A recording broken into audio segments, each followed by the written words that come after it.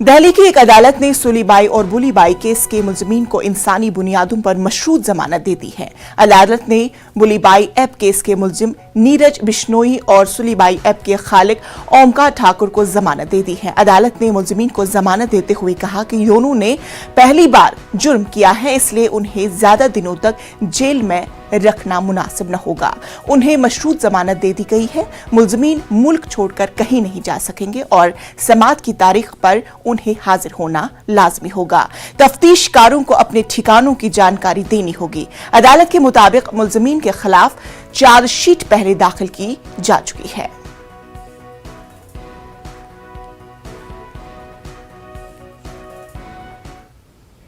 Enforcement directorate ने महाराष्ट्र हुकूमत के वजीर अक़लियती उमूर नवाब मलिक और उनके अफराद खानदान के नाम करला, भांद्रा और सांतना क्रूज में वाक़े मुख्तलिफ जायदादों की तफसीलात से मुतालिक दस्तावेजात तलब किए हैं। ईडी के असिस्टेंट डायरेक्टर नीरज कुमार ने मनी लॉन्ड्रिंग की रोकथाम एक्ट 2002 के तहत नवाब मलिक के खिलाफ जारी तहकीकात के लिए ये मालूमात तलब किए हैं। कुमार ने यह खत 24 मार्च को लिखा है, जिसमें उनसे तस्दीक शुदा दस्तावेजात और दीगर रिकॉर्ड फराहम करने की अपील की गई है। जिन जायदादों की मालूमात मांगी गई है वो मलिक, उनकी अहलिया और उनके बेटे के नाम बताए जा रहे हैं।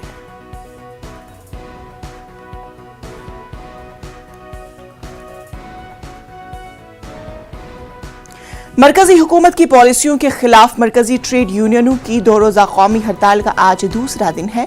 झारखंड, छत्तीसगढ़ और मध्य प्रदेश के कोयला और लोहे की कान करने वाले इलाकों में कल बंद का खासा असर देखने को मिला। हड़ताल की वजह से बैंक और इंश्योरेंस खदमात भी मुतासिर हुई। मरकजी हुकूमत की जानिब से कौमी असासों की फरोख्त, 4 मजदूर मुखालिफ लेबर कोड मुतारिफ कराने और निजीकारी के खिलाफ मजदूर तंजीमों 2 रोजा हड़ताल पर है। मरकजी ट्रेड यूनियनों और मजदूर फेडरेशन की पीर को हड़ताल का मिला जुला असर रहा। हड़ताल का असर बैंकों, डाक खानों, इंश्योरेंस, कोयला वगैरह जैसे सेक्टरों में कुछ जगहों पर नजर आया।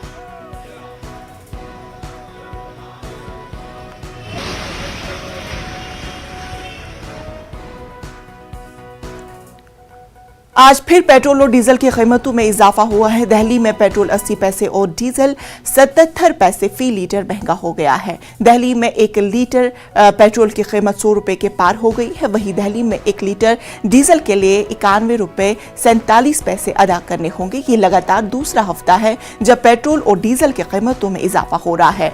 तेल कंपनियों ने 22 मार्च से पेट्रोल और डीजल के कीमतों में इजाफा करना शुरू किया था। तब से पेट्रोल की कीमत में 4 रुपए फी लीटर से ज्यादा का इजाफा हो गया।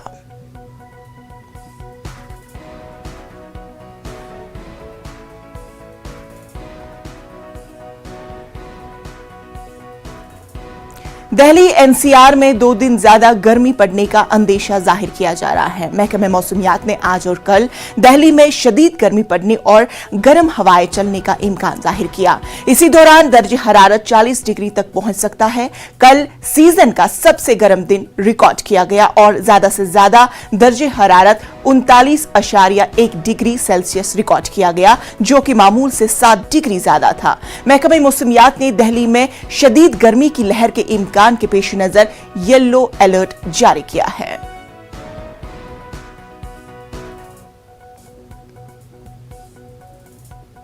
कुशीनगर में बाबर की हुई मुबैना लिंचिंग के तमाम 4 मुलजिमीन को पुलिस ने गिरफ्तार कर लिया। साथ ही मुतासरा खानदान के लिए योगी आदित्यनाथ ने 2 लाख रुपए मुआवजे का ऐलान भी किया। सीएम योगी ने बाबर की हुई मुबैना लिंचिंग पर दुख का इजहार किया। साथ ही अफसरान को मामले की अच्छे तरीके से छानबीन करने का हुक्म भी जारी किया था। बाबर ने उत्तर प्रदेश में बीजेपी की जीत के बाद खुशी में मिठाइयां तकसीम की थी। मुश्तइल पड़ोसियों ने उसकी पिटाई की थी, जिसके बाद अस्पताल में इलाज के दौरान बाबर की मौत हो गई थी।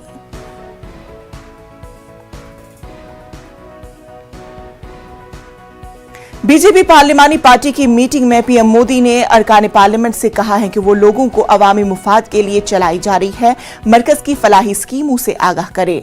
मीटिंग के बाद मरकजी वजीर अर्जुन राम ने मीडिया को जानकारी दी है कि आज की मीटिंग में बीजेपी पार्लिमानी पार्टी ने प्रधानमंत्री गरीब कल्याण योजना में तौसी के लिए पीएम मोदी का शुक्रिया अदा किया। वजीर आजम और बीजेपी सदर ने 6 से 14 अप्रैल के दरमियान समाजी इंसाफ के लिए जगह जगह मीटिंग करने की भी हिदायत भी दी है।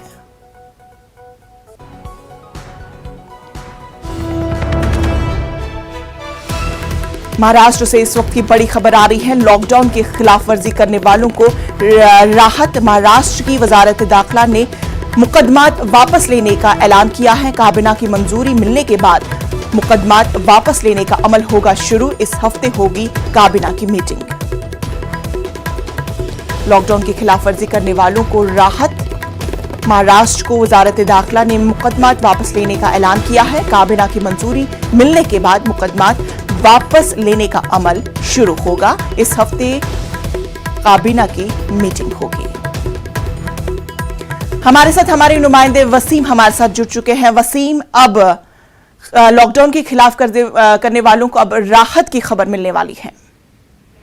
देखिए, महाराष्ट्र सरकार का ये बहुत ही बड़ा फैसला है क्योंकि पिछले 3 सालों में जिस तरह से आम जनता पे कई मामले दर्ज हुए थे, खास करके लॉकडाउन के उल्लंघन को लेकर, अब वो कहीं ना कहीं राहत उन्हें मिल सकती है।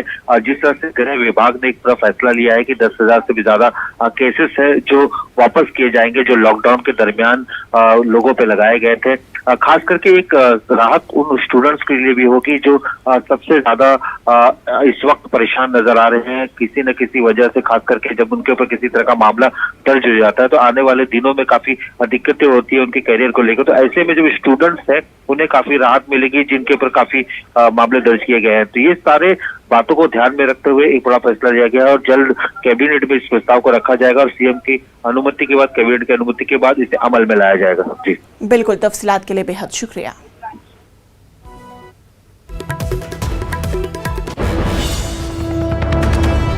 मध्य प्रदेश के 5 लाख से ज्यादा मुस्तहकीन को आज अपना आशियाना मिलेगा। वजीर आजम नरेंद्र मोदी प्रधानमंत्री आवास योजना ग्रामीण के तहत गृह प्रवेशन प्रोग्राम में शिरकत करेंगे। वजीर आजम इस मौके पर खिताब भी करेंगे। प्रधानमंत्री आवास योजना ग्रामीण स्कीम के तहत मुल्क के हर जरूरतमंद खानदान को तमाम बुनियादी जरूरियात के साथ साथ एक पक्का मकान फराहम किया जा रहा है।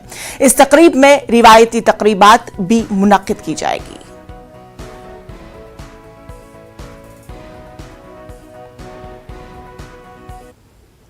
आंध्र प्रदेश की जगनमोहन रेड्डी हुकूमत ने बड़ा फैसला लिया है। सरकार ने रियासत के निजी स्कूलों में गरीब तलबा के लिए 25% कोटा मुकर्रर किया है। इस कोटे में यतीमों मोजरीन के लिए 5% ज़ैली कोटा मुकर्रर है। वहीं एससी तबके के लिए 10%, एसटी के लिए 4% ज़ैली कोटा है और अक़लियतें बीसी व दीगर जुमरे के लिए 6% ज़ैली कोटा मुकर्रर किया गया है।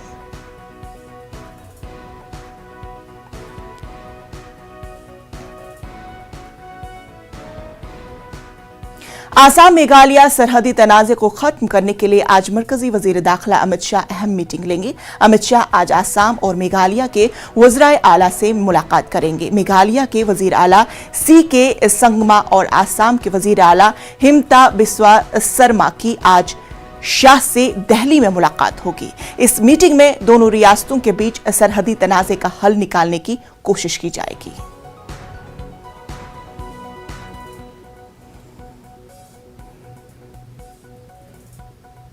वक्त हुआ छोटे से वक्फे का, बने रही न्यूज़ 18 उर्दू के साथ।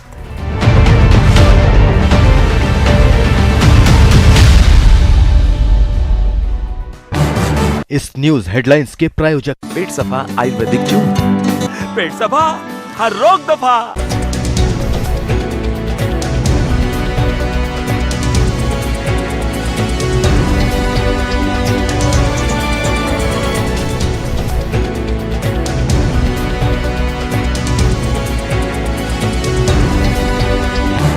इस न्यूज हेडलाइंस के प्रायोजक पेट सफा आयुर्वेदिक जूस, पेट सफा हर रोग दफा।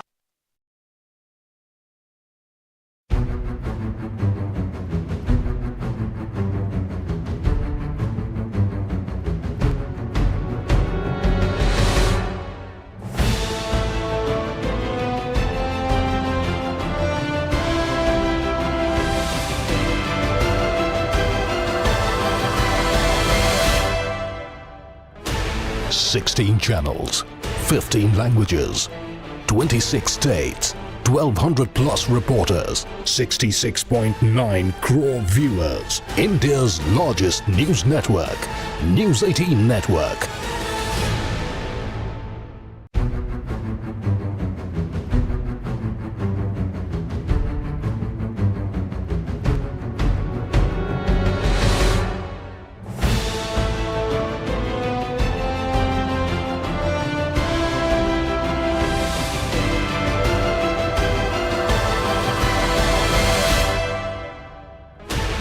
Sixteen channels, 15 languages, 26 states, 1200 plus reporters, 66.9 crore viewers. India's largest news network, News 18 Network.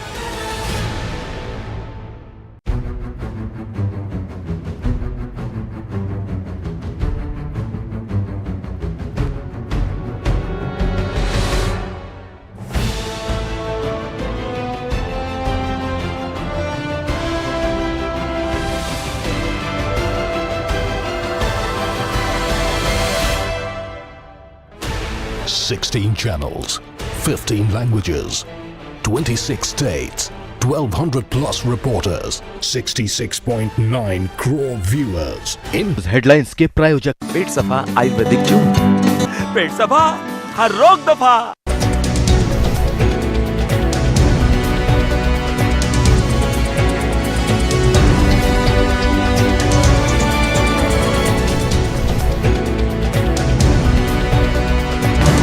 इस न्यूज हेडलाइंस के प्रायोजक पेट सफा आयुर्वेदिक क्यों? पेट सफा हर रोग दफा।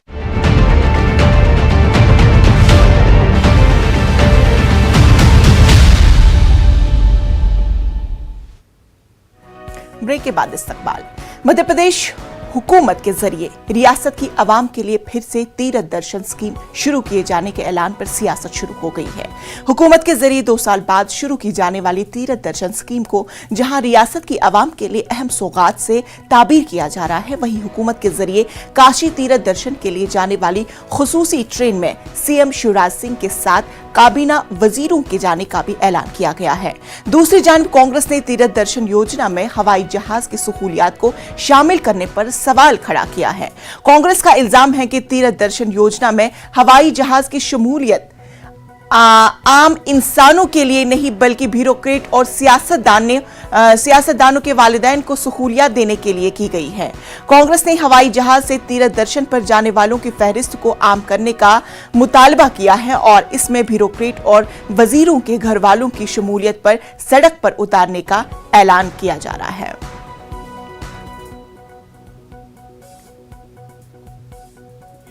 योजना जो कि माननीय मुख्यमंत्री जी की एक ऐसी फ्लैगशिप योजना थी जिसका अनुसरण देश के बाकी राज्यों ने भी किया, उसकी पुनः शुरुआत होगी और उसमें यह भी निश्चित किया गया है कि जो तीर्थ दर्शन योजना की ट्रेन काशी विश्वनाथ जाएगी उसमें माननीय मुख्यमंत्री जी के नेतृत्व में सभी मंत्री भी जाएंगे।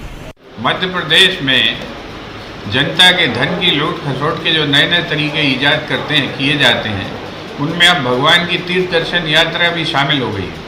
ये तीर्थ दर्शन यात्रा में आज जो हवाई जहाज को शामिल किया गया है, ये किसके लिए किया गया है? ये जो है आईएएस लोगों के माता पिता, मंत्रियों के रिश्तेदार, वो जाएंगे अब हवाई जहाज से तीर्थ यात्रा करने के लिए, इसके लिए शामिल किया गया है। और गरीब जाएगा स्लीपर, उसमें गरीब के लोगों को मैं मांग करना चाहता हूँ पूरी मध्य प्रदेश की जनता की तरफ से कि सरकार जो है ये हवाई जहाज यात्रा का नौटंकी बंद करे और जो है ये जो स्लीपर क्लास की बजाय जो है एसी कोच लगवाए उनके लिए, ताकि जो है वो इस भीषण गर्मी में अगर कोई बुजुर्ग लोग जाते हैं तीर्थ यात्रा के लिए तो उनके जो है स्वास्थ्य की प्रॉब्लम ना हो, उनको जो है कि हीट स्ट्रोक ना हो और दूसरी परेशानियां खड़ी ना हो।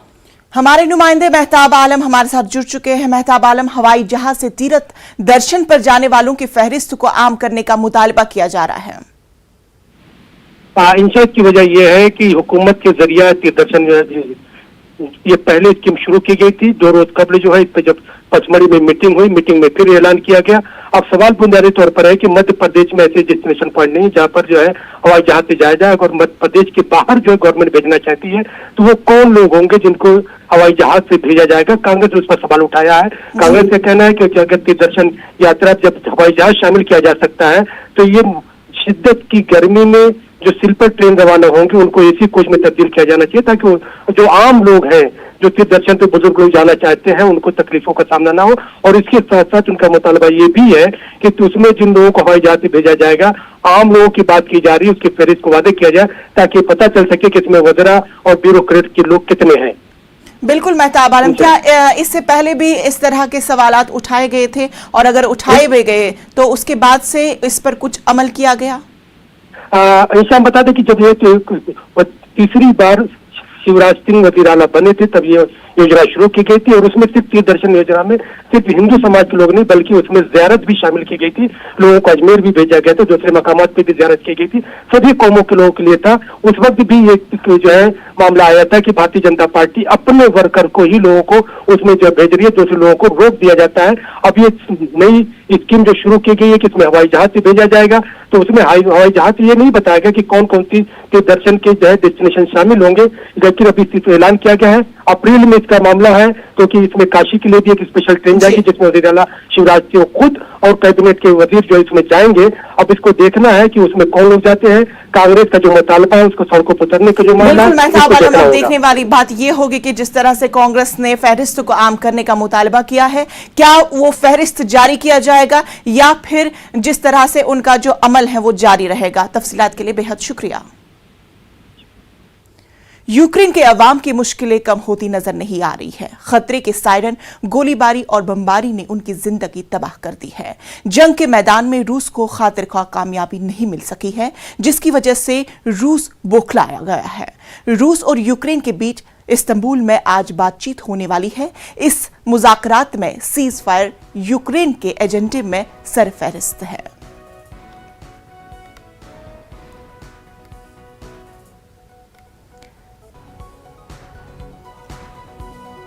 आपको बता दें कि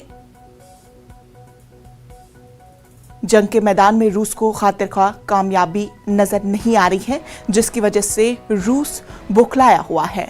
रूस और यूक्रेन के बीच इस्तांबुल में आज बातचीत होने वाली है। इस मुज़ाकरात में सीज फायर यूक्रेन के एजेंडे में सरफहरिस्त है। अब देखने वाली ये बात होगी कि क्या सीज फायर के किस तरह के नताइज सामने आ सकते हैं, क्या सीज फायर पे अमल किया जाएगा या नहीं, क्योंकि जिस तरह से यूक्रेन ने अपनी नरम जोशी का मुजाहिरा किया है, क्या वो बरकरार रखेगा या उसके बाद उसके कुछ और कदम सामने आ जाएंगे? और दूसरी जानिब रूस ने भी साफ कर दिया कि वो किसी भी सूरत में अपने कदम को पीछे नहीं रखेगा, बल्कि उनकी पेशकदमी जो है वो जारी है। आपको बता दें कि इस जंग की वजह से कई जिंदगियां तबाह भी हो चुकी हैं। जंग के मैदान में रूस को कोई भी खातिरख्वाह कामयाबी नजर नहीं आ रही है।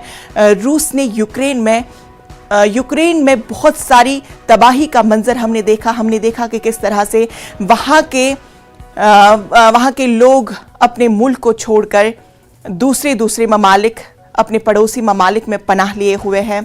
उसमें कई बुजुर्ग, बच्चे, जवान भी शामिल हैं। उन्होंने अपनी तमाम जायदाद वहाँ पे छोड़ दी और अपनी ज़िंदगी को बचाने की कोशिश की। आप तस्वीरों में साफ तौर पे देख सकते हैं कि किस तरह यूक्रेन में रूस की जानिब से बमबारी जारी है और किस तरह से वहाँ का मनाजिर है। और उन मनाजिर को देखकर खूब अंदाज़ा लगाया जा सकता है कि किस तरह के वहाँ के हालात बने हुए हैं।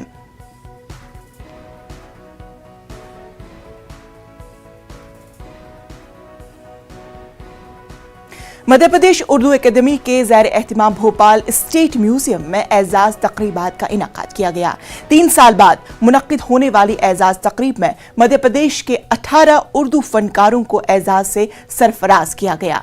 एजाज तकरीब में सीनियर सहाफ़ी डॉक्टर महताब आलम को उनकी तख्लीक तहजीब के लिए कौमी एजाज से सरफराज किया गया। पेश है भोपाल से खास रिपोर्ट। मध्य प्रदेश के उर्दू फनकारों के लिए आज का दिन बड़ा खास है। उर्दू शायरों, अदीबों और मुहक्किकीन के लिए आज का दिन खास इन मानों में है कि 3 साल बाद उर्दू एकेडमी के जरिए उर्दू के फनकारों को एजाज से सरफराज किया गया है। मध्य प्रदेश में यह पहला मौका है जब उर्दू के फनकारों को उनकी मजमूई खिदमात पर एजाज न देकर बल्कि उनकी तख्लीकात पर एजाज से सरफराज किया गया है। तकरीब में 6 कौमी एजाज दिए गए हैं। सीनियर सहाफ़ी डॉक्टर महताब आलम की किताब तहजीब के लिए इब्राहिम यूसुफ कौमी एजाज, वफा सिद्दीकी के शेरी मजमूए नक्श ताबिंदा के लिए मीर तकी मीर कौमी एजाज, समाही इंतसाब के मुदीर डॉक्टर सैफी सिरौंजी को हकीम कमरुल हसन एजाज, डॉक्टर खालिद महमूद की किताब नुक़ूश माने को जौहर कुरैशी एजाज, डॉक्टर मोहम्मद नौमान खान की किताब फलसफे हयात को शादा इंदौरी एजाज और डॉक्टर इशरत नाहिद की किताब मंजिल बेनिशा को हामिद सईद खां कौमी एजाज से सरफराज किया गया है। मध्य प्रदेश उर्दू अकादमी महकमा सकाफ़त की जानिब से सबसे पहले तो डॉक्टर महताब आलम साहब को उनकी बेहतरीन किताब तहजीब के लिए मुबारकबाद कि आपको मध्य प्रदेश उर्दू अकादमी ने कौमी अवार्ड से नवाजा। और देखिए, अवार्ड मुझे दुनिया के बहुत सारे मुल्कों में मिले, बहुत सारे शहरों में मिले, लेकिन अपने शहर में अवार्ड मिलने की खुशी इससे अलग होती है। आज़ादी का 75 साल, आज़ादी का अमृत महोत्सव, और इस मौके पर मध्य प्रदेश उर्दू अकादमी के ज़रिया तहजीब की बात तहजीब से जो की गई है, तो मेरी किताब तहजीब जो है उस पर नेशनल अवार्ड दिया गया है और इसके लिए मैं मध्य प्रदेश उर्दू अकादमी का शुक्रिया अदा करता हूँ कि तारीफ से किसी की न किसी की दलील से इज्जत मिली है मुझको ये रब्बे जलील से। कि आज जो 6 राष्ट्रीय स्तर के और 12 हमारे प्रादेशिक स्तर के साहित्यकार, शायर, कवि, उनका हम सम्मान कर रहे हैं। किसी ने बहुत सुंदर बात लिखी है कि जो पसीने की स्याही से लिखते हैं अपने इरादों को, उनके पन्ने कभी कोरे नहीं रहते। हमारे मर्यादा पुरुषोत्तम श्री राम जी सदैव से ही देते आए। तो मैं आप सबका अभिनंदन करती हूँ, आपको प्रणाम करती हूँ। खान रहीम जिनके संदेश पीढ़ियों तक मानवता का संदेश देने के लिए तत्पर है, ऐसे सब महान लोगों को अपने घर की बैठकों में स्थान दें, ये मेरी आपसे प्रार्थना है। मध्य प्रदेश उर्दू एकेडमी के जरिए उर्दू जबान शेर व अदब की नुमाया खिदमत के लिए 12 फनकारों को सूबाई एजाज से सरफराज किया गया है। एकेडमी के जरिए उर्दू फनकारों को इनाम रकम के साथ शाल और तौसीफी सनद भी पेश की गई है। हमारे यहाँ मध्य प्रदेश उर्दू अकादमी माशाल्लाह बहुत फाल है, बहुत एक्टिव है।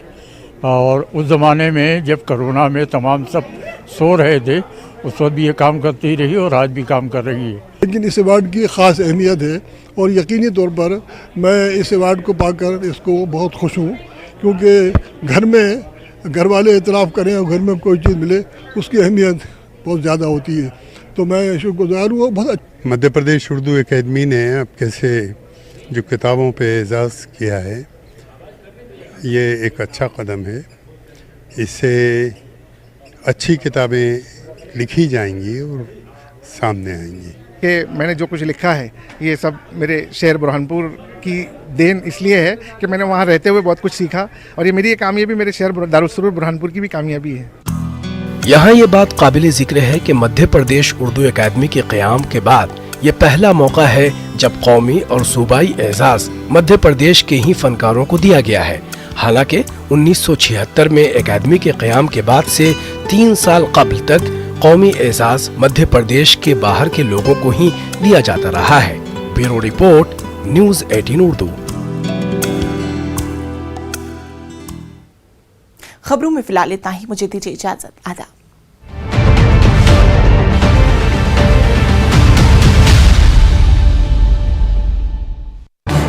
इस न्यूज हेडलाइंस के प्रायोजक